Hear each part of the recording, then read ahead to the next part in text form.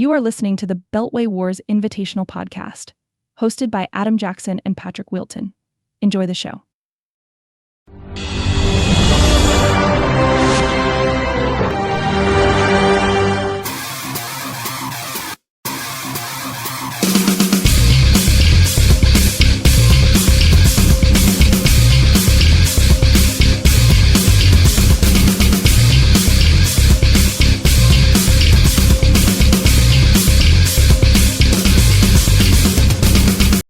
And welcome to the BWI Awards Invitational Award Show special, the first annual, really, that we're doing a podcast award show for the BWI Awards Invitational for the end season awards. We got a bunch of finalists and awards and things of that nature. Just to go, do you think we should go through them real quick? Just what each of the categories are? I mean, you've already seen it if you watched the intro, but BWI Champion, BWI Champion Runner-Up, King of the Road, which is most points in the regular season, Manual Recall Award, fewest points, Ranked Award, which is the team with the worst injury luck, CarMax Steal of the Year, which is the best free agent waiver acquisition in the season, Flat Tire Award for Round 1, which is the worst first round draft pick, same thing with Flat Tire Round 2, Flat Tire Round 3, and then we have best performances, second best performance, and third best performance of a week during the season. Pat, you were instrumental in doing these trophies all the way back in the day, all the way back in the ESPN days when you could write them up and have little, digital trophies, if you will. If you just want to give a tiny bit of history on that about, why we named them such things and things like that. Yeah, I guess this is the evolution of a league that's been around for 13 years. We're kind of seeing human evolution going from written word and posting it on Facebook and ESPN message boards to doing this as a podcast show. That's kind of like makes me feel old. We've been doing this league for 13 years, and now we're using technology to do these awards. Like I said, I used to write these things. I used to give weekly trophies where I would write 3 paragraphs for 3 different awards every week, which was a lot of writing. I don't have time for that anymore. And we always used to do the end of season trophies. ESPN made it kind of easy back in the day to assign those actually to like people's profiles in ESPN. They eventually ditched that functionality, which was one of the reasons why we left ESPN anyway, amongst many other reasons. So, we're getting back to doing these. We were trying to figure out content for another show or two, and we thought, well, why don't we bring the trophies back and just talk about some of these teams a little bit more. This is maybe our penultimate show of the year. We have potentially one more that might be broken into 2 parts, but more on that later. Yeah, I think that the next one is the one that's going to be the most in depth. But this is just a little fun one, and Pat wanted to do the trophies again, but he didn't want to write them, which I totally understand. I remember writing those power rankings. This is why you got a weekly podcast, because I didn't feel like writing them. It's much easier just to talk about it. So we wanted to bring it back. Now it's kind of self-explanatory, some of these, as we know. But just to get started, we'll do the Beltway Wars champion, which is Charlie, the Reisterstown Rockets. 11-3 record in the regular season, dominated throughout the playoffs. The likes of Sam Darnold, Derrick Henry, Jonathan Taylor, Jackson Smith-Njigba, Nico Collins, Jacoby Myers, Jonnu Smith. And these are just the people that started in the last week. McMillan for Tampa Bay, Chris Boswell. Some people on the bench, Javonte Williams, Cooper Kupp as well, Devontae Smith. Just an overall crazy roster that really turned out really well for Charlie and led him to a championship. Did you want to? Yeah, well, it's his second. It's his second in 4 years. So Charlie has 2 championships in the post-COVID era. If you kind of COVID is like, AD, BC, AD changeover, if you think of COVID, which is how I think a lot of people think of life these days, is he's won it twice in the last 4 years, which is really impressive. Last time he did it was in 2021.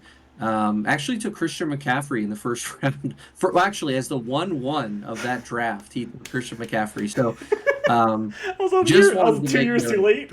Is what you're saying? Yeah, a little bit. So obviously took Jonathan Taylor with the 11th pick. So both of his championship teams took running backs in the first round. In the two intervening years between championships, it was Justin Jefferson in the first round and Pat Mahomes. So the running backs have worked out well for Charlie, and we, obviously broke down his championship week and talked about his team throughout the playoffs. Yeah. Wasn't the hottest team out of the gate. That was Jake, actually, who we'll talk about later. But Charlie really put it together. At one point, had a pretty long winning streak. I don't know what it was, but I feel like it was maybe 5 or 6 games potentially in the middle of the year. So really impressive to do it twice in 4 years. And getting that first round bye, dominating in the games that he plays in, really start to finish, clinching the first round, and then going to win the championship. But The going other over thing to too, I'd yeah, mention quickly, just yep, because I'm noticing it now, it's not like he did it without players getting injured. Two of his top 4 picks include Nico Collins, who missed 5 games in the middle of the season, yeah, and Cooper Kupp, who also looks like he missed 4 games in the middle of the season. So, like, to brave injuries in the middle part of the year to your 2 top wide receivers. J.K. Dobbins was his 4th running back off the board. He missed time. He was an 11th round pick. So it's not like he got out unscathed, but he certainly had enough firepower to compensate for those losses of superstar players. okay, yeah. It just shows that he got a little lucky and made some very good moves. I mean, I'm just looking here. Jackson Smith and Jigba and Jonnu Smith really were good down the stretch for Charlie. But going to our Beltway Wars Invitational runner-up, championship runner-up, that would be Dustin with the Pink Pony Club. They were 7-7 on the season. Leading off by Lamar Jackson, MVP candidate, #1 overall quarterback in fantasy football. Justin Jefferson, Drake London, Cortland Sutton, Bronk Bowers, who ended up being the best tight end in fantasy football. Kenneth Walker, Adam Thielen as well, who was I think it was a pickup later in the season. Just an overall pretty good roster, but really just got, as we mentioned in the championship, just really screwed over by his top running backs near the end of the season. Yeah, I mean, he certainly did, but the bright spots on this team were certainly Brock Bowers. We've talked about him all year. Rookie tight end, probably one of the biggest values in the draft. Total, picked in round 8, was like the last team to select a tight end, second to last team, I think, to select a tight end. So, yeah, really impressive. It's only Dustin's second top 3 finish. He hadn't done that since a 3rd place back in 2013, more than a decade ago, a year in which he drafted Drew Brees with the first round pick at pick number 11. Yikes. So we're talking about quite a while ago for Dustin, but I he's will now say it's a turned little in. better because it wasn't half point PPR at that time. I don't believe so. Might have been. Yeah. Yeah, might have been. But I mean, the good news for Dustin, look, he's turned in 3 straight top 6 performances, so he's finished in the top half of the league 3 straight years, including a 4th place last year and a 6th place in 2022. 3 straight playoff appearances for Dustin. Unfortunately, he comes up 1 win short of 1st place this year, but a really solid season for Dustin in his 13th year. Yeah, I mean, hasn't hit that pinnacle yet, but got very close this year. Will look to build on his confidence that he got this year and try to make a run at it next year. As someone that's come in second Yeah, place a ton, I know that feeling. he has. And, it's just to looking back at the draft board, talking about early picks, Dustin was only one of 2 teams to go receiver with his first 2 picks. Took Justin Jefferson with the 6th pick, and then Drake London in the middle of the 2nd round. Only Mike Crayons did that with Tyreek Hill and Marvin Harrison, and we saw how Mike finished How his that year. worked. So very different realities for these two teams, despite similar draft strategies at the beginning of the draft. For sure, for sure. Dustin, better luck next year. Always the bridesmaid, never the bride. Now we're going to go over to King of the Road, which is the most points throughout the entire season in the BWI Wars Invitational 2024 season, and that would be the Carlisle Cheddar, led by Jake. Looking at his roster, it's easy to see how he was able to score a ton of points this year. Saquon Barkley, obviously a monster. Garrett Wilson, Devontae Adams, even Jalen Reed, James Williams, Tyron Tracy, who was a free agent acquisition. And then you look at the bench here with some of the injuries that really bit him late. Alvin Kamara, people like that. He was able to score 1,773.90 points. I don't know if that's the most ever. Maybe my stats and research can see that real quick, not to put you on the spot. But yeah, no, obviously, hard to say. A lot of the very detailed ESPN history is lost. Well, and we but added I another don't week too. Well, maybe not to the regular. Well, to the regular season. added another week, changed the scoring, Yeah, screwed with that's roster true. spots. Yeah, we That's did true. a lot. Yeah. So, but Yeah. again, he scored the most amount of points in the league. So obviously, very good on the banks of some, people that maybe weren't drafted as high as they should have been. Jake had the foresight to see that. I mean, Barkley, Kamara, Garrett Wilson, even were the main stars for him. Yeah, at 1,700, 1,773 points. He was only one of two teams to score over 1,700 points. The second one was Dustin, who finished with 1,737. So even still, Jake put up 36 more points than the next person there. So yeah, really impressive season. Jake was the maybe odds-on favorite coming out of the first few weeks of the season. I think he made it to 4-0. If I'm not mistaken, he was definitely racking up victories early. You mentioned the high scorers, Barkley, of course, having a career season. Wilson and Adams were kind of the interesting ones. Yeah, Maybe could have had a better year. Jake probably could have had a better finish to the year had those guys maybe, I don't know, a little more maybe consistent, I would say. if Adams had stayed in Oakland and been the Brock Bowers, Yeah, then we may be talking about a championship for Jake. And then of course Alvin Kamara finishing as running back number what? What did he finish? He missed some games here at the 10. end of the year, right? He finished his top Yeah, 10 finish. he missed 2 games. Yeah, Well, no, it really sucks one these game at teams the end of this. Well, no, he didn't miss any regular season games, but still, running back 10. Right. Yep, running back 10. So, yeah, solid season. I think Jake wishes he could have, won a game or two in the playoffs this year, but unfortunately not his year. He's already got a championship back in 2014, but has not won another one since then. So, yeah, I mean, most points is definitely, we always talk about scoring being tiebreaker and how important it is over the course of a season for a team that points are not based on luck or bad luck, on who record and seed is all based on kind of getting unlucky. You can have a high score and still lose. You can have a low score and still win, but points at the end of the year is a pretty good indication of a team's success and the owner's savvy in making moves and drafting. So Right. that's definitely a really important award. So congratulations, Jake, on a really good season. And I will say, you said 2 teams reached 17. Charlie was 0.5 away from reaching 17 as well. So just kind of to show you, Dustin in the finals, Charlie the winner, and Jake in the playoffs. It's a good indication of how far your team can go. But going over to our next award, that's going to be the Mandatory Recall Award. As you can tell, these are all car themed because we're the BWI Wars Invitational.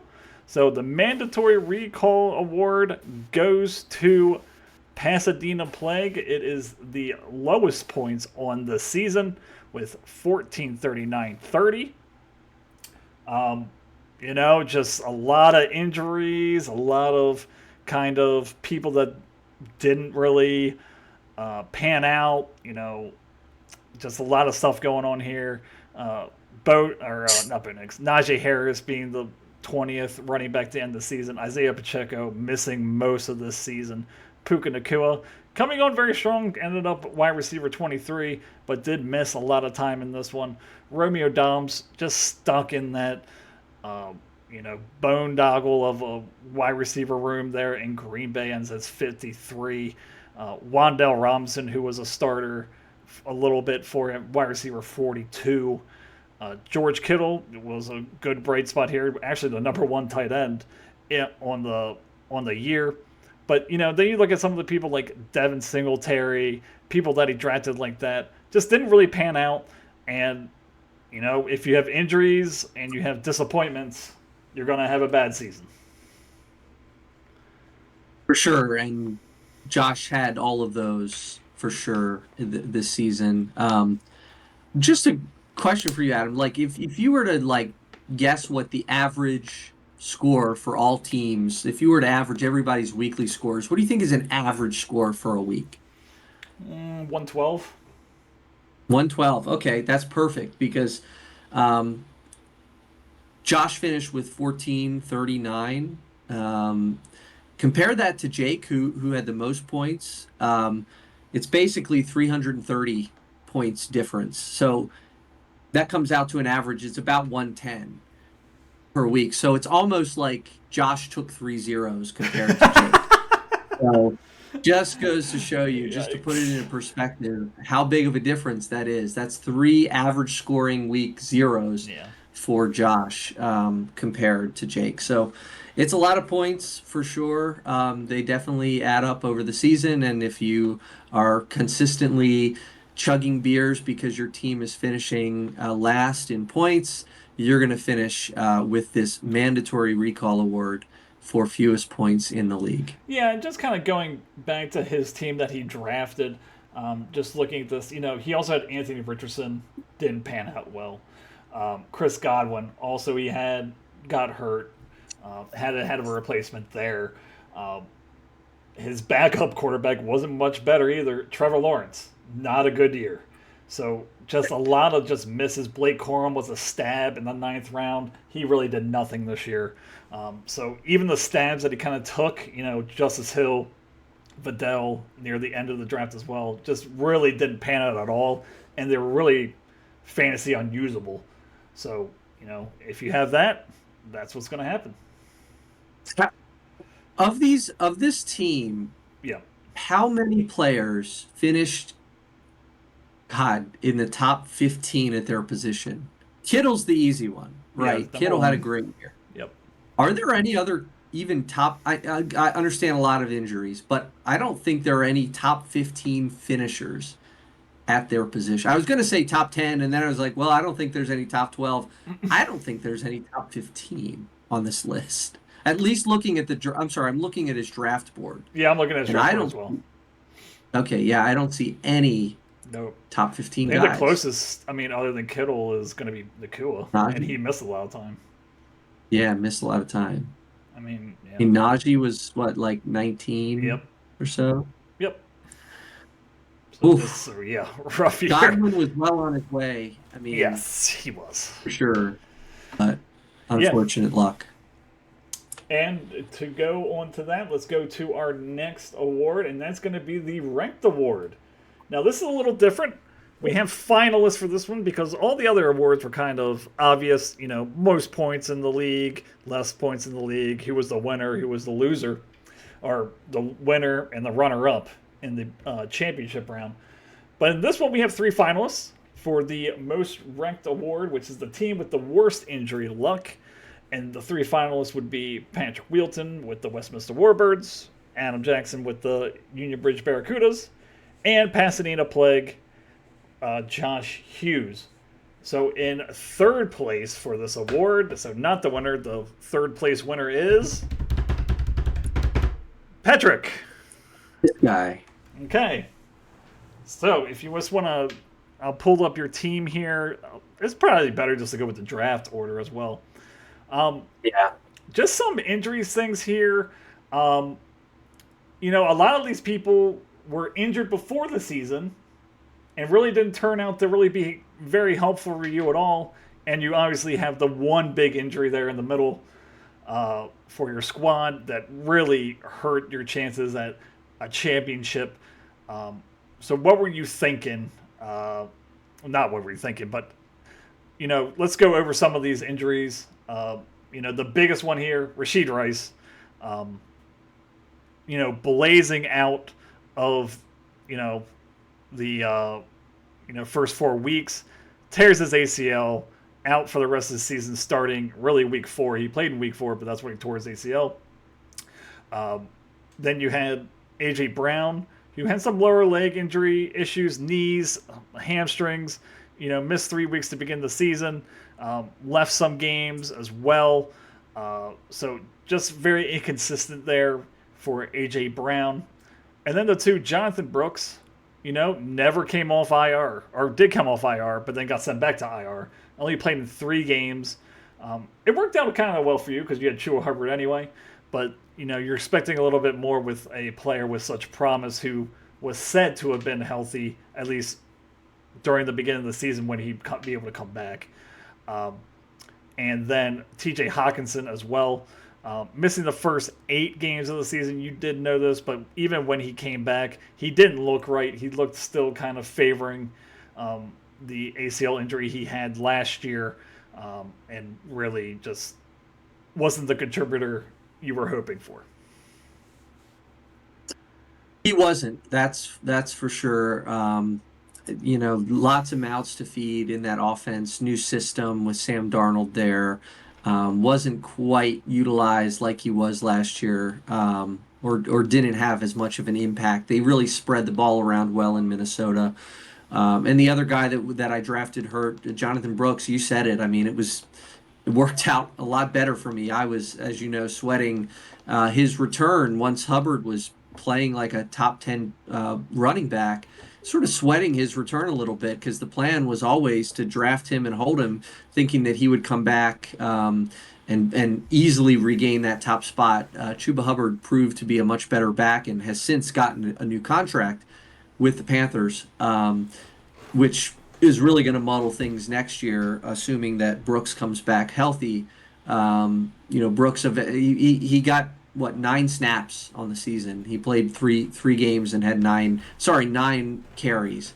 So at the end of the day, it didn't hurt me too much. It actually helped me that he kind of stayed out longer, maybe towards the long end of his projected timetable, and then wasn't effective and ultimately ended up getting hurt and shut down again. But you said it. Rice was the main one. I mean, I still hold that had Rice stayed healthy, I would have had a shot this year. He was playing so incredibly well. He was a perfect fit in that Chiefs offense, and really needed somebody to fill the shoes of Jalen Waddle, who underperformed with Tua and obviously was basically unusable without Tua. Forcing me into trading for Khalil Shakir midseason, who was salvageable, was pretty good, but pretty mediocre to good, like never going to have a blow up week. So missing Rashid Rice was definitely a big one for me. Yeah, and I totally agree. Rashid Rice, your season changes 1,000% if he plays the rest of the season. Then you probably also keep Chase Brown as well, and how that turned out. As well. So in third place, you are the third most wrecked team. But in second place, so the runner-up in the wrecked award is, drum roll. I probably have a drum roll sound effect, but I have too many things up. That would be me, the Union Bridge Barracudas. Obviously, Christian McCaffrey, the 49ers lied about his injury, saying he was ready to go week 1. He did not come back till week 10 and only played 4 games, and then was out again for the rest of the season. So obviously a huge loss there for me. Chris Olave as well went out with a concussion twice during the season. The second one knocked him out for the rest of the season. Only played a total of 8 weeks, but some of them, again, were half weeks where he got knocked out in the middle of the game. So number 1 only played 4 weeks. Number 2 pick only played 8 weeks. Looking at number 3, Mike Evans as well. Missed some time in this one. Missed 3 weeks in the middle of the season. Still ended up as wide receiver number 7, so can't complain too much about that. Malik Neighbors as well missed 2 games with a concussion, which is kind of odd, I would say, to miss 2 games. You have a concussion, you're usually come back, maybe only miss 1 week as well. With that, then we had Jordan Mason, who got hurt in the same game as Christian McCaffrey, so that really put a bind in for me. He was a pretty good running backup for me as well. So the main thing here is that just my top 5, 4 of the 5 missed at least some time during the season, and my first and second pick missed the majority of the season this year. Yeah, I don't know that I have too much to add other than a little bit further down the list. Well, not really. I mean, your 6th pick, Tony Pollard missed didn't miss time, but struggled with a couple different injuries. I think a foot injury late in the season. It was an ankle, I think, that sort of hampered him. Like, he was questionable for like the last 4 weeks of the fantasy regular season, and just wasn't quite as effective as he was earlier on in the year. He was splitting a little bit with Tajay Spears toward the end of the season, so maybe a lesser known guy, but certainly injuries to your top 3 players, McCaffrey, Olave, Evans, not doing you any favors at all. Olave, I thought his timetable get sort of extended. I feel like when he got injured, I didn't think it was going to be very long. In fact, it looks like he missed the game and then came back and got hurt again. Yeah, he got a second concussion. Oh. Yeah. So 2 concussions in a season, that's kind of, especially how close they were together. I think that, and the Saints weren't going anywhere at that. I don't really think at that point. I think that they just shut him down for the season, which was heartbreaking for me. Yep. But tough year. Yeah. But to go over to our winner of the Ranked Award this year. Is it really a winner? Hmm? Is it really a winner? Well, it's I don't know, is that the consolation prize? Well, he won the toilet bowl, so yes, you can just stack that on his toilet bowl trophy as well. Most Ranked Award was going to go to the Pasadena Plague. Patrick, I don't know if I've seen a team deal with so many injuries near the top of we talk about injuries and duration and effect to the team when talking about this award. I mean, just looking at it here, Isaiah Pacheco misses 9 games. Puka Nacua misses 5.5 weeks. Brandon Ayuk holds out at the beginning of the season, then comes back. So, I think he plays the first game, but he's still trying to get his legs under him, so he's not at full. Then he tears his ACL in week 7, misses the rest of the season. Kittle missed 2 weeks, and Chris Godwin with the ankle dislocation missing 8 weeks. I mean, just all the people we talked about here are just in his top 8. Yeah, it's really wild. I mean, I'm with you. I don't know that I've seen it this bad, concentrated at the top of the draft board. I mean, you're talking about 1st round pick, 2nd round pick, 3rd round pick, 5th round pick, 8th round pick, and Godwin. I mean, we say 8th round pick, but the guy was playing at an elite level. So that's even per the draft board, it's an 8th round pick. But if you were redrafting, at the peak of his performance, you would have drafted him in, I don't know, the 3rd round or so. Yeah.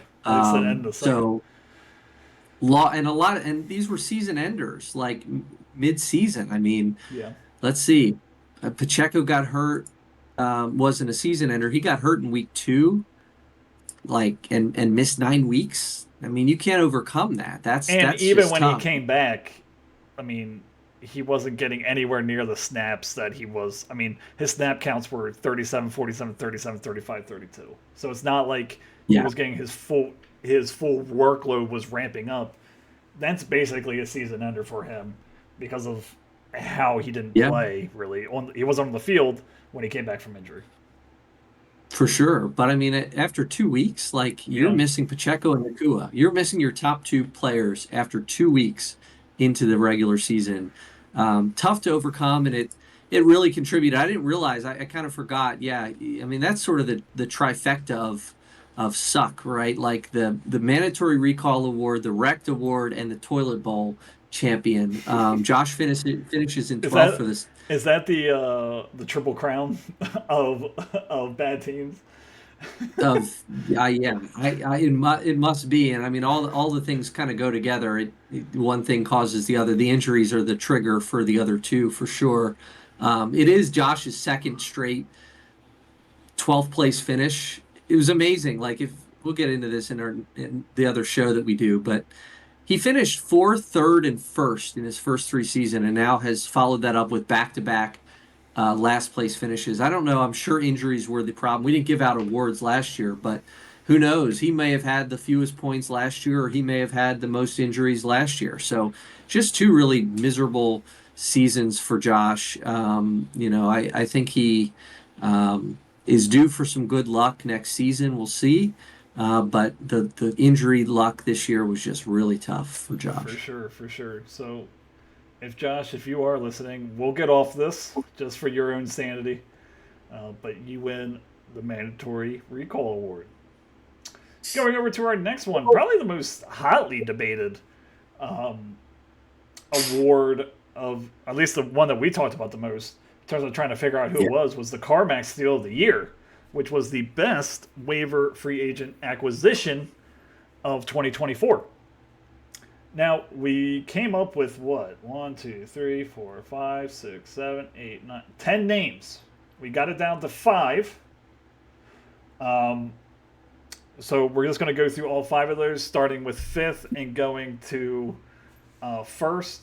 Well, really 4th, because we had ones that were tied for uh, Fourth and fifth, yeah, 4th and kind of the 5th. same As you saw same on the deal. on the uh, on the intro, you have the names here.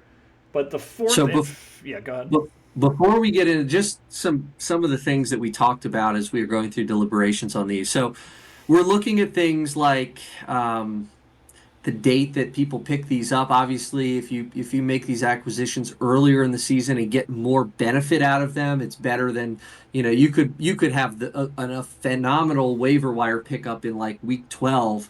But if you're only playing them for a couple weeks, that doesn't really help your team as much. But if you get a guy after the first or second week of the season, like Dustin did last year with Kyron Williams and Puka Nakua both, I mean, those were guys that clearly he got use out of at elite production for the entire season. The other thing is whether or not you started these players. So, like, if you pick somebody up and they just perform really well on your bench, that's also not really helping your team. So it kind of is, the situation that you made these picks in. We do look at kind of go back through the weeks and look to see how often these guys were started for their respective teams. And then the last thing I'll say is a lot of seasons, this award is pretty obvious. And like just like I said, Puka Nakua and Kyron Williams, Dustin had them both last year. That was obvious. I mean, you could have picked either one, but it was obvious that those two were so far high above the rest in terms of this award. So this year, I think we found it pretty difficult, and we're sort of parsing through some kind of getting deep into the statistics because it didn't really stand out. No one really stood out as the obvious number one. Yeah, I mean, it's not an easy thing to also review as well. Sleeper's not really great at that. Um, it's just we're just going through lists. We're basically going through like every week and seeing who was picked up when, things of that nature. So with the, do you want to do the fifth and fourth together? Because we didn't really decide who was fifth or fourth. They're kind of interchangeable. Um, Yeah, well, and these are both ours, and they're both defenses, and they were both picked up on the same day. so, I I I used a waiver, $2 on the waiver wire to pick up the Broncos defense. The Broncos ended up staying on my team for virtually for the entire season. They ended up as the number one ranked defense. So, we don't talk about defenses and kickers too much, but this is as good a time as any to talk about them. Finishing number one, plenty of double-digit performances. Only one negative game in Week 9 against your Baltimore Ravens. Um, so, and then your pickup was the Vikings defense on the same day. This is October 2nd, so a few weeks into the season, and you got them for free. They were a free agent pickup for you. yeah, ended up as defense number two.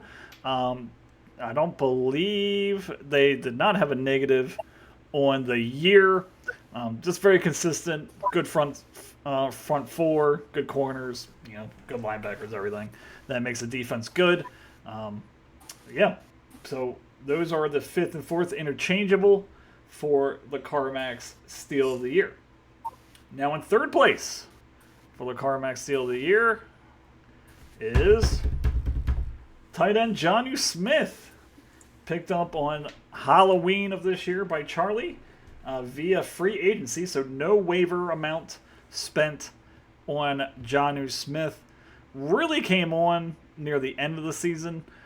Probably not higher on the best in-season waiver of the year because of when he was picked up a little later in the season. But ends up as tight end number 4. And, I mean, starting week 11, 25, 19, 16, 11, 15, 9, 10. So, really found a niche there in Miami with Tua. He was looking for him. Still shows that he has a lot left in the tank. Yeah, had a great stretch run. Finishes like as a top 5 tight end. And to be able to get him midseason in week 8 and get pretty good production out of him as a starting tight end. I mean, especially given the way tight ends started this season for the first 3-4 weeks. I mean, it was a absolute wasteland, especially after 2 weeks. There was like nobody that had more than like 6 or 7 points. So it was a wasteland. So to be able to pluck Jonnu Smith undoubtedly had a huge impact on Charlie's team down the stretch, and had a top option going into the playoffs, and ultimately contributed to Charlie's championship. So definitely, a good pickup there. A guy that I think has had potential that I think a lot of people have liked. I believe he was with Tennessee initially. And I think he was a pretty good prospect when he was with the Titans, if I'm not mistaken. Yeah. And so to Also come with over the to Falcons Miami. as well. What's that? Also with the Falcons as well last year. Oh, John was with the Falcons. Sure. Yeah, I forgot about that too. But especially on a Miami team that just has had one problem after another this season, Jonnu Smith was a significant bright spot for Charlie and for the Dolphins in 2024. Hold on 1 second. Had child duty there. My bad. Okay. So Jonnu Smith ends third place in the CarMax Deal of the Year. Going over to number 2 on the CarMax Steal of the Year would be Tyron Tracy, running back for the Giants, picked up by Jake by free agency on 10-4, October 4th. Really turned out to be a really nice player.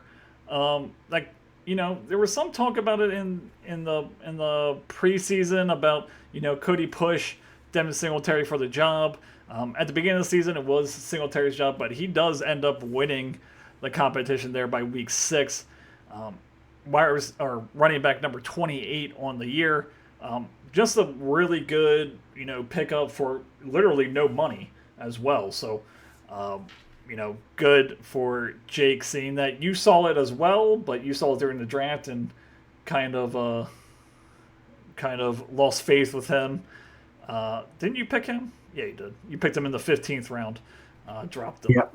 So Tyron Tracy has the job there. Bad offense, but was one of the bright spots for the Giants this year. Yeah, picked up in just before week number 5, coming off of a 4-carry game. I can't remember what had happened that would have spurred Jake. Maybe it was an injury to Singletary or something from the Giants that would say they split carries. But whatever it was, he had 18 attempts the next week in week 5, and the rest is history. He basically averaged, I would say 12 to 15 carries for the rest of the season as the primary running back for a very bad Giants team. Did ultimately find the end zone 5 times on the season. Again, bad offense, good offense. He maybe has 8 to 10, but with the Giants managed 5. And basically had double digits in points every other game, kind of alternated back and forth. Had some nice games of 14, 16, up to 22 and 19. So those high-end double-digit performances are great when you can get it out of a free agent. As you said, Jake did not pay anything for him compared to the $69 spent on Isaiah Likely that Mike had to get somebody for zero, and to have him perform this well is definitely a good pickup. For sure, for sure. Like I said, running backs are a commodity anywhere you can find them, especially in free agency. Is really valuable. So good on Jake for seeing his potential. But the number one Carmack steal of the year is, and this was a latecomer. This was a late one that we talked about. Missed it. And that would be Sam Darnold, ending as QB number 8. Now, I know what you're going to say.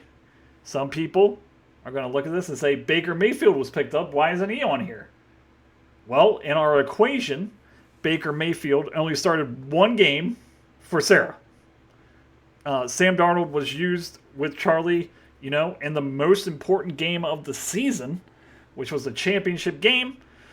Ends up as quarterback number 8. He wasn't even going to be the starter at the beginning of the season. J.J. McCarthy tears his ACL. He is thrown into the starting position. His best fantasy, year to date, in his career, easily hitting, mid-20s, sometimes as high was 34, just very consistent throughout the year, and really, a quarterback that no one saw coming and was able to deliver, a lot of points for Charlie throughout this year. Yeah, and of all the guys that we looked at, this was a fairly early pickup. This was a September 25th acquisition. So this would have been, I think, right around week number 3, right in there. So got a lot of use out of him. Did end up starting a variety of quarterbacks. I think it was 5 over the course of the season is what I found. So, Darnold, it's not like he was playing every week, but for a team like Charlie, who drafted, if I can go back to it, he drafted Tua Tagovailoa. He was the last team to take a quarterback. Taking Tua as pick, let's see, what round did he get him? He got him in round 10 and did not take another quarterback. Tua, as we know, suffered an early season injury that forced him to miss time. So Darnold was one of the plug-and-play guys that Charlie acquired throughout the course of the season and ultimately led him to a championship. You mentioned, playing in the most important game. He had a 24-point fantasy day against a good Packers defense in Week 17, in which he threw for a season-high 43 passing attempts. So had his most prolific performance there, 3 touchdowns that week. Also had 3 touchdowns in the semifinal the week before against the Seahawks. So QB 8 and 9 in the final 2 games of the season. You'll take that for a free agent acquisition that you picked up early, held, played when it made sense. Got got a couple stinkers out of him throughout the season that I noticed, but ultimately, the championship is that's what everybody's playing for, and for him to be on that roster the entire year basically and come up big in the playoffs is a cool story. And Yeah, it's a cool NFL story for Sam Darnold. I think a lot of people are rooting for him. All the struggles that he had with the Jets, that franchise continues to be cursed, and seeing what Darnold can do with a good coach and a good exciting young team there in Minnesota, it's been a good story.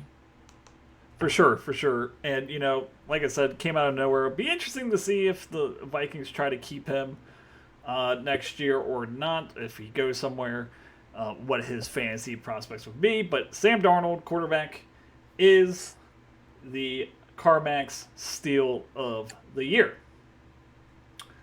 Now, going over, we kind of did this out of order, but that's okay. We'll go over to the Best Performance Award. This is a weekly award that the most points scored in a week for a squad. And we can, what do you want to start with? The third one? We'll start with the third one.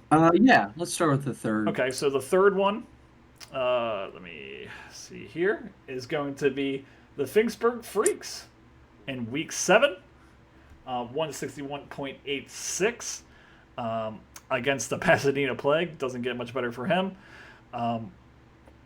Huge days out of Brees Hall, Alexander Madison, DK Metcalf, Brian Thomas, T. Higgins, Mark Andrews.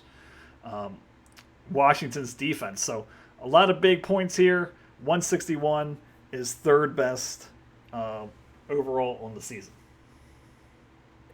Yeah, we used to give an award. I don't know that we ever gave it out. I forget what it was called. It was a weekly award that we gave every week. If it was, we would have given it out every week. It was for a team whose all their starters scored in double-digit points. Like I said, I don't know that we ever gave it out. But it's a good indication of a successful week. And Tom did not have that, but he basically had all players but 2. He had Xavier Worthy that didn't make it there. Actually, that was it. It was only Xavier Worthy. Everybody else, including only a 12-point day for Pat Mahomes. But you had 23 from Brees Hall. Madison scored. Metcalf scored. Brian Thomas, huge day. T. Higgins, huge day. Mark Andrews, just across the board, all the way down to a 40-7 stomping for the Commanders over the Panthers. That was a 20-point fantasy effort, and Austin Seibert for the Commanders as well contributed 17 points. So everything went right for Tom this week. That was week number 7. Ultimately, Tom did not make the playoffs, but just goes to show you that any team, especially one that, like we said with Tom's team, he takes some chances on young guys that have a chance to blow up. Brian Thomas had a great season. He had a great week in week 7. So 161 points is pretty impressive. He nearly doubled up Josh in week 7. Yeah, for sure. So good on Tom from week 7. 161 is a monster score. But going over to our second best performance of the season, and that would be the unlikely Columbia Clown College. 4-10 on the season, but in this week scores 162.6 or 32. Just pulling up his team right now against the Pikesville Pink Pony Club. He had Jared Goff with 22, Aaron Jones with 15, James Conner with 20, Tyreek Hill with 23, Quentin Johnson with 13, Jordan Addison with 35. So, just a huge week for Mike in a season, really, that he probably want to forget.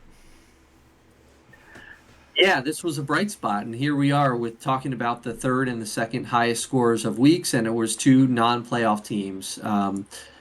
Yeah, Mike did get the win in this one of his 4 victories on the season. This one over eventual second-place finisher Dustin Summers there in the Pikesville Pink Pony Club. But the Clown College really delivered in week 14. Addison was the big name, but his teammate Aaron Jones also finished with 15. That was a 42-point day for the Vikings offense against Atlanta. Jones with 15, Addison with 35. it could have been even bigger. The guys' names on here that didn't reach double digits, Marvin Harrison, maybe if he would have popped, we would have been talking about a top performance this season, or Travis Kelce, just 7 points in this one. But ultimately, a solid week. Didn't have much going on the bench, but it didn't matter. Right in the thick, right at the end of the season, the Clown College with 162.32 points. Very impressive game. So one of his 4 wins, he scores the second most amount of points during a week in the regular season. But the best performance of the regular season, yep. Most points. What? And by the way, to preface this, Mike's Week 14 was the second best performance on the year, but was also the second best performance of Week 14 because our number one finisher also did finish 25 points better in Week 14. Who was that, Adam? That would be the Westminster Wonder Boys with a 187.28 against the Owings Mills Ogres. This is the week that got Scott into the playoffs by 10 points over me. Josh Allen with I think it was confirmed, the greatest fantasy quarterback week of all time. 51 points against the Rams. He had Gallardo go for 25. He had Bijan go for 19. Jared Judy, 14. Ray McLeod, 12. Cook, 6. Laporta, 7. Zach Charbonnet scores 34. Gets nothing out of his kicker, and Tampa Bay with 12. So a huge day, huge week that got him into the playoffs, and it really led by Josh Allen, his historic week in terms of fantasy. Yeah, and by the way, had a 23-point performance on the bench from Rachaad White as well in this one. Huge day. I mean, the interesting note here. So Sleeper does, buried deep in its app, does track all-time weekly high scores. So at least since we've moved to Sleeper, I can tell you since we've moved to Sleeper, which would have been I believe we moved there in 2020. 2020. So we've had 20, 21, 22, 23. 4 so 5 years, 5 years we have history. That is the second highest score of the last 5 years. Believe it or not, just is interesting. Josh, in 2022, had a 209.76 in 2022 in week 4.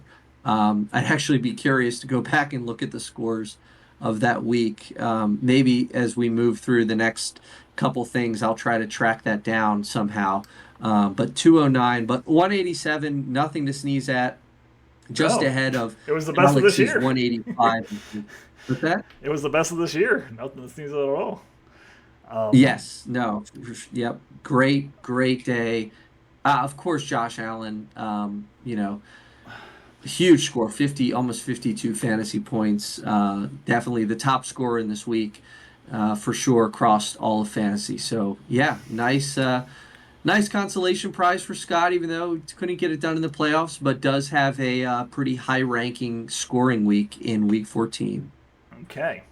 So, winner of the biggest point total of the 2024 regular season. Now we get to the fun part. I think this is the fun part for me, anyway. That's very interesting. This goes back to the draft.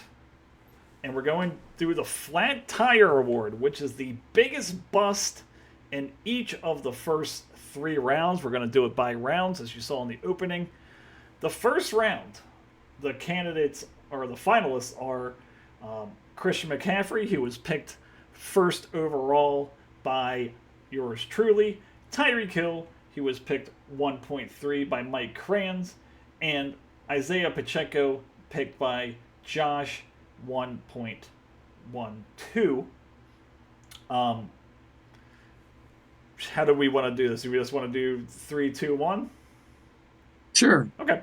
So the third finalist for this one is going to be Tyreek Hill, wide receiver number 22 on the season. Drafted as the number 1 overall wide receiver in fantasy football. He goes to 22. Not a good year. That being said, Tua being out, poor quarterback play from the Miami Dolphins as a whole. Really struggled in this one. Was not happy near the end of the season. Um, I think his days in Miami are numbered. But, being the 22nd wide receiver in fantasy football when he's drafted as the number one wide receiver, right before CJ Lamb or CD Lamb and Jamar Chase, Justin Jefferson, Mike just really picked the wrong one out of those really three. Yeah, and it's unfortunate because all indications were that he was going to be, just what we have come to know for Tyreek Hill.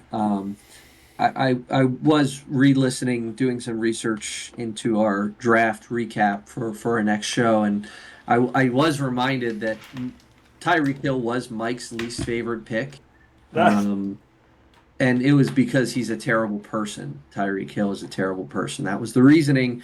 Well, he's also a terrible fantasy football player too, apparently. Or where? Yeah, well, maybe that was prescient because it ended up, he did end up sort of salvaging his season kind of later in the year once Tua came back. Did end up with, a fair amount of double-digit performances in the second half of the year. But while Tua was gone, Hill was virtually unusable.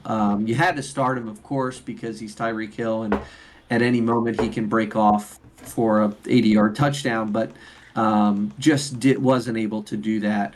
Went through a significant dry spell during that time. No touchdowns week 2 through 9, which basically coincides with Tua's absence for sure.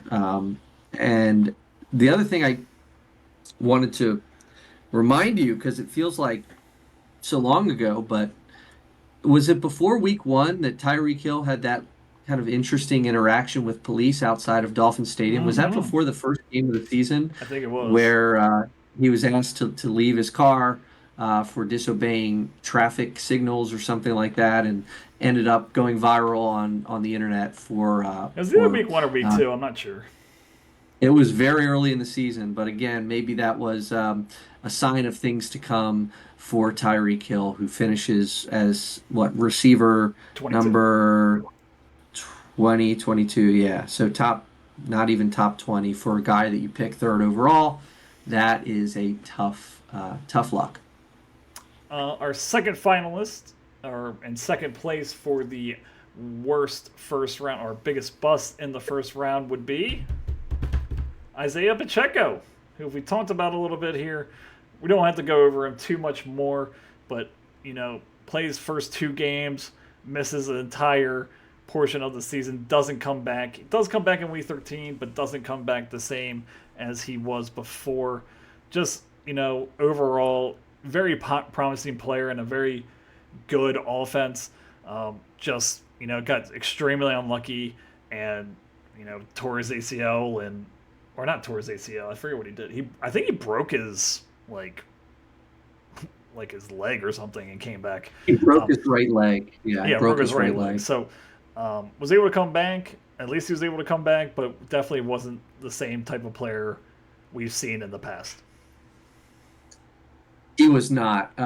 Wasn't able. And at that point, the Chiefs being where they were in the standings, I think kind of played it a little bit cautious with him coming back. Kareem Hunt was actually playing quite well, so didn't have any more than 14 carries toward the end of the season, and did end up missing all of his sort of juicy matchups. Just kind of looking at the Reds and Greens across the schedule, a lot of the juicy matchups for running backs came in those weeks that he missed between 3 and 12. Like Carolina was in there. The Raiders were in there. New Orleans was in there. San Francisco did not have a very good run defense. Buffalo is susceptible on the ground, so missed a lot of good matchups. So yeah, tough luck for Pacheco, and we've talked about him and his importance to Josh's team and the struggle that it ensued once he got hurt. Mm-hmm. But the number one overall biggest bust of the first round has to be Christian McCaffrey. Now, we were kind of talking about this a little bit. The reason why Christian McCaffrey edges Isaiah Pacheco in terms of this is because he was never healthy. He was not healthy at the beginning of the season when we were told that he was healthy at the beginning of the season. So it just makes it even worse. At least if you know if he's really injured and not going to play week 1, you can kind of roster construct a little bit different. But at the first pick, I only got 4 games out of him. He was not good, and nothing really more to be said there. He it went through that he had calf tendonitis in his left leg, and then he had calf tendonitis also in his right leg. I was concerned that I was going to find out that he didn't have legs anymore at some point, just with all the news that was coming out. So just a horrible, probably one of the worst first-round draft picks of all time, at least 1-1 in terms of just injury and how it worked out. Number 1 overall player in 2023, 67th this year, 69th really this year in terms of running backs. But yeah, just that is the biggest bust of the first round. Yeah, and normally, when I used to give this award out, I would sort of discount. I would try to discount injury if I could. I would try to find the guy that really was a huge disappointment. But looking across the first round here, it like Tyreek Hill, who we talked about, was a top still like 20-ish receiver. So like not extremely egregious. Like if you had a guy that was healthy all year and or most of the year and finished as like a third, like a wide receiver 3, like a 36 to 40 kind of guy, that would obviously be the pick. But without having one of those, I think it made the injury situation that much more relevant in this discussion. And the fact that, as you say, McCaffrey, if he's not healthy going into the year, and maybe he'll come back in week 3 or 4 as he's nursing the injury, you're going to drop him, later in the first round, maybe into the second round, but you're certainly not taking him 1-1 overall if you're expecting him to be hurt or dealing with an injury. So just the sort of sleight of hand issue there contributed to McCaffrey being the winner of this award. Yeah, for sure. So the Flat Tire Award for the round 1 goes to Christian McCaffrey, picked by the Union Bridge Barracudas. Now we go over to the second round. Same kind of deal. We have 3 names here in terms of round 2 busts. The round 2 busts are going to be, the finalists are Travis Etienne, picked by the Finksburg Freaks, 2.6 overall. Marvin Harrison Jr. picked 2.10 overall. And Chris Olave picked 2.12 overall. Marvin Harrison picked by Columbia Clown College, and Chris Olave picked by the Union Bridge Barracudas. The third person on this list for this award is going to be Chris Olave. Had injury issues, which we always try to discount when we can. Just 2 concussions. We've kind of talked about this already, but even when he was playing, it wasn't really too great. He had 3, 12, 20, 16, 3, negative, 18, 2. So kind of all over the board. Ends as wide receiver 92. Just a really disappointing year. I don't think it would have been really that much better if, he started. I don't think Spencer Rattler could have got him the ball with Derek Carr being out. So even with Derek Carr being in, he wasn't getting him the ball. So that is the round 2, third pick for the Flat Tire Award. Yeah, and it got off to a weird start. I remember specifically in week 1, it was sort of one of the storylines coming out of that first week was, oh my God, 2 catches for 11 yards. Like, what is wrong with Olave? And this was when the Saints were like, this team is different. This team is going to be amazing. They were setting, after like 3 weeks of the season, and weren't they like 3-0 or maybe it was the first 2 weeks, they were putting up huge point totals. We're like, who is this Saints team? And they were doing it without Olave at that point. He did manage to sort of turn it around there, 17 in week 3, 12 in week 4. But then thereafter, it was pretty much a struggle fest until he got injured in week number 9. And Yeah, unfortunate for you that your top wide receiver missed half the season. Going over to the second person, so not the winner, but the second person, and that would be Marvin Harrison Jr. Now, this is a guy that was healthy for most of the season. It looks like week 6 he missed some time, or maybe not. I don't know. Maybe he just didn't play. But if you recall, before the season started, the hype was huge on Marvin Harrison Jr. They thought that he was going to be a top 10 wide receiver, put it in the bank. It did not end up being so. Wide receiver number 32 on the year, just could not get it connected with Kyler Murray there in Arizona, and just very inconsistent. And some weeks he just was not looked at all in that offense.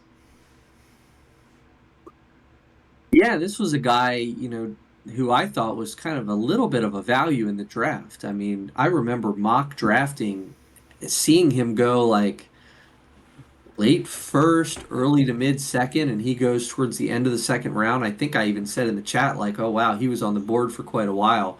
The hype was just so huge for him. Started out, again, just like Olave, a tough week 1, but got it together pretty quickly. Had 27 fantasy points in week 2. Everyone that drafted him, sort of, including Mike, I'm sure, had a huge sigh of relief that, okay, this is the guy that we drafted. Had 2 touchdowns in that week 2. But then was kind of hit or miss for the rest of the season. He sort of disappeared at times. A lot of that probably can be attributed to growing pains in the NFL, but also to the fact that Kyler Murray just had a really up and down year. Yeah.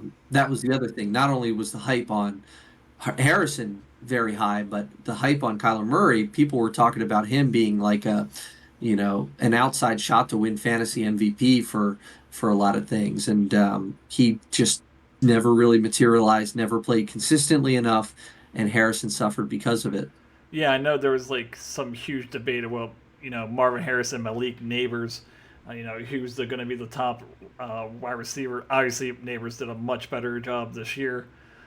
Still very talented. It'll be interesting to see how he does in year 2. Maybe someone will get a good value for him. 7th, 8th round, he could go next year. But he is the runner-up for the Flat Tire Award. But the Flat Tire Award for round 2 has to go to Travis Etienne, who I liked coming out of the draft. I actually liked this pick a ton when Tom did it. Ends up as running back 40, loses his job temporarily, gains it back from Tank Bigsby. Just an absolute mess there in Jacksonville. He wasn't catching the ball. He wasn't really running the ball either. Really lost favor. Only 2 touchdowns on the season, rushing touchdowns. He did not have a receiving touchdown on the year as well. So 2 total touchdowns out of your second pick in the second round. Not a good look for Tom and the Finksburg Freaks. No, it's not. And this is the part of the draft where you're trying to secure a bell cow running back. Tom had just done that with Breece Hall in the first round, but the second round, Etienne just did not materialize to be that for Tom's team. I mean, his most carries on the week was week 17, the championship week when Tom was long out of it. 15 carries was his season high on rushing attempts. Never hit 100 yards, never hit 70 yards. 65 was his high in yards. 68. As you mentioned, just 2 total touchdowns on the year. I don't know what to say. I mean, his snap percentage was all over the place. As you mentioned, lost his job to Tank Bigsby for a time.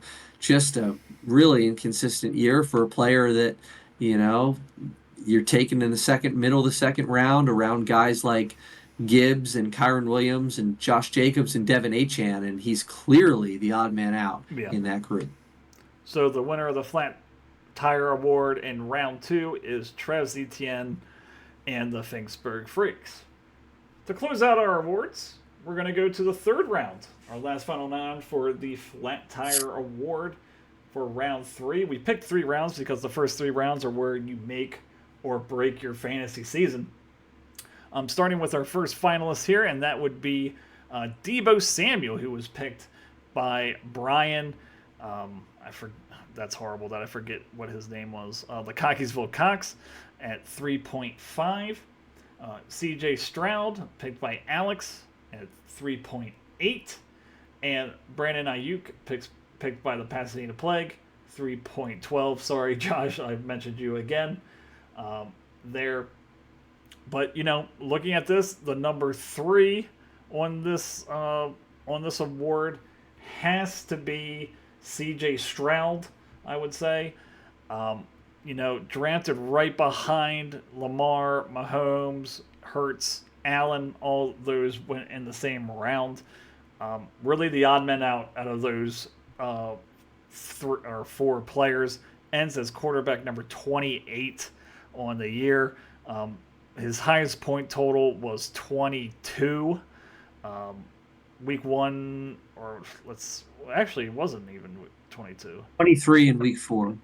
23 in week 4. That is his highest. So, and that is the only time he hit 20. So, as we say, that 20-point mark is where you want your quarterback to get each and every week. He only makes it once here. Kind of the sophomore slump here a little bit for C.J. Stroud. And, the injuries didn't help with the Texans, Nico Collins being out, Stephon Diggs being out for the season, and Tank Dell also losing him near the end of the season as well. Just not a very good season, and he'll look to bounce back in his 3rd season. Yeah, never really known for rushing, not really a rushing type quarterback, but last year did have 3 rushing touchdowns, which certainly helps. This year he had 0. So, when you're looking at these games, even though he really only had, 6 multi-touchdown games on the season. Just wasn't getting it done. Was throwing a fair amount. He was throwing in the mid-30s. Hit 40 with his passing attempts high. So he's not slinging it all game long. Joe Mixon obviously did a lot of the work for that Houston offense. The Texans did deal with a fair number of injuries throughout the season to all 3 of their top wide receivers. A couple of them missed for the year. Diggs missed the most time. Nico Collins missed a good chunk of weeks, and Tank Dell at the end of the season was lost with a gruesome injury. So, yeah, just rough. You talk about it all the time, Adam. These second-year quarterbacks, you have you don't want to go anywhere near them. I know Jaden Daniels is a guy that you and I have talked about outside of this. I've got him in a keeper league that I thought about potentially keeping him, and you said, put on the brakes there. The second-year quarterbacks don't always result in they don't always follow. They have sophomore slump is what I'm trying to say. Yeah, I mean, that's exactly what happened to C.J. Stroud. And, he's a talented player. He'll figure it out, but just not what Alex was looking for this year. The runner-up for the Flat Tire Award for round 3 would be Brandon Ayuk. As we said, we try to stay away from injuries a little bit, but this was kind of self-inflicted. Held out all of training camp, gets the contract before the season's not in shape, not really good at all, really. PPR scores 22 in week 5, but does not score in double digits after that, and then goes out for the rest of the season in week 7 with a knee injury. Just a disappointing season. Nothing really much more to say about that. Like I said, held out and then played and then, didn't do well and then got hurt. Yeah, and just thinking about this more, like we've talked about Christian McCaffrey today. We're now talking about Brandon Ayuk. We're about to talk about Debo Samuel, all 49ers. The 2 biggest busts of round 3 were both 49ers wide receivers. I'm not sure. I don't pay attention to defense. I think they had a pretty robust injury list on the season. I think they had some defensive players that missed some time. So frankly, it's kind of impressive in a way that they finished with 6 wins. Like they could very easily be one of like these 3-win teams that are competing with the Patriots for, the top draft pick, but they did end up winning 6 games despite all of the adversity. So there's something to be said for that. Certainly Ayuk, man, this was a guy who was falling in some early drafts because nobody really knew what his contract situation was going to be. Remember, it was thought he was going to get traded to Pittsburgh. That never happened. The 49ers ultimately paid him big money, and he just mysteriously was not very good at all. It's hard to explain. I didn't watch a lot of 49ers games. Maybe you did because you had Jordan Mason for a time. Obviously McCaffrey. I don't know exactly what went wrong with that offense, and in terms of the passing game. And maybe we should just talk about like Deebo Samuel at the same winner time. of the flat tire award in round 3 is going to be Deebo Samuel, drafted by the Cockeysville Cox. I mean, right. Wide receiver number 40, played most of the season. It looks like he only missed 1 game. Just absolutely awful. Finished last year as wide receiver 15, now is 41, his worst finish since 2020, which I believe he was hurt in because he only played 7 games. But yeah, just a awful, awful year. It seemed like the 49ers had no idea how to use him, whether in the backfield, short slants. He had some drop issues. I know the fans were giving it to him because he said he wasn't getting the ball. So just a lot of drama there in San Francisco, and none of it helped Brian in this one in 2024. Yeah, I mean, Brock Purdy, just going back to this whole 49ers offense, like Brock Purdy finished as a top 12 quarterback despite all of this. So like, man, could you imagine how good of a team that would be if Ayuk and Deebo Samuel played at the level that people were expecting, the level that they're being paid to perform to? The fact that Christian McCaffrey missed all but 4 games on the season, like this could have just been an elite team. Like Purdy's numbers were still good. Like Purdy could have been a QB1 on the season if these guys had done anything close. It's not like they were like top 20 guys at the end of the year. These are guys who finished, you said Debo outside of the top 40. What was it for Ayuk? He was 101. Oh my God. Yeah. Like, I don't know. It just crystallizes it for me how good of a team that could have been with 6 wins and a top 12 quarterback had their, top 3 offensive weapons. I guess Kittle is in that group too, you could argue, but yeah, just a mystery to me how those guys struggled so badly when they were healthy. Yeah, for sure. Just like I said, I don't feel like they knew how to use him. They forgot how to use him, and it really showed in his fantasy production. Not really much happening in terms of the entire season. And he was healthy. Yeah, that's the kicker. Yeah, he missed 1 game. Like it's hard. It's hard. It's actually hard to finish outside of the top 40 if you're playing a full season. Like it's hard to do. When you're theoretically the number 1 option in a good offense. Yeah. Yep. Just rough. But yeah. Playing 80% of the snaps, by the way. Sure. That's our award show. Thank you for listening. That's it. And we will be conducting our final show of the season with the draft recap post-season. Just going over our predictions from the preseason, looking at each team. Going favorite. We haven't really discussed how we're going to do it yet, but it will be out in the next couple of weeks, and that will be the last show of the season. But thank you all for watching, listening, watching, whatever you do, and we will see you soon. Goodbye, everybody. Bye. Thank you for listening and your support.